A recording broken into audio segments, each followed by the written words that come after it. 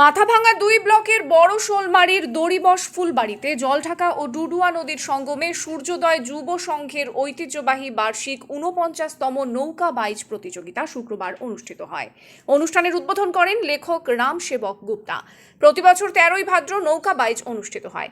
এলাকার অন্যতম বড় উৎসব এই নৌকা বাইচ। এবছর প্রতিযোগিতায় ৫টি বিভাগে মোট ২২ জন নৌকা মালিক অংশ নেন।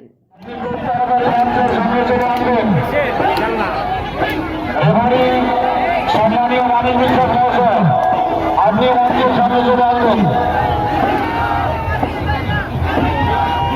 আকাশের সূর্য বসেছে পাঠে, কিন্তু মনের সূর্য কিন্তু উদয় রয়েছে যতক্ষণ না সূর্যোদয় যুব সংঘের এই খেলা শেষ হচ্ছে।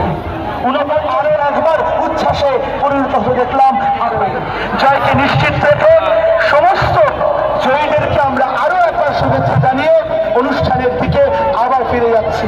সঙ্গে থাকুন, সঙ্গে আছি। লক্ষ্য জয়ের এই অনুষ্ঠান আমাদেরকে আরো একবার রাঙিয়ে তুলছে।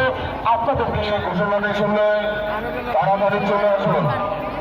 নৌকার মালিক শুক্লার সরকার, আপনি আমাদের এখানে দেখা করুন, আপনার বিশেষ প্রয়োজন।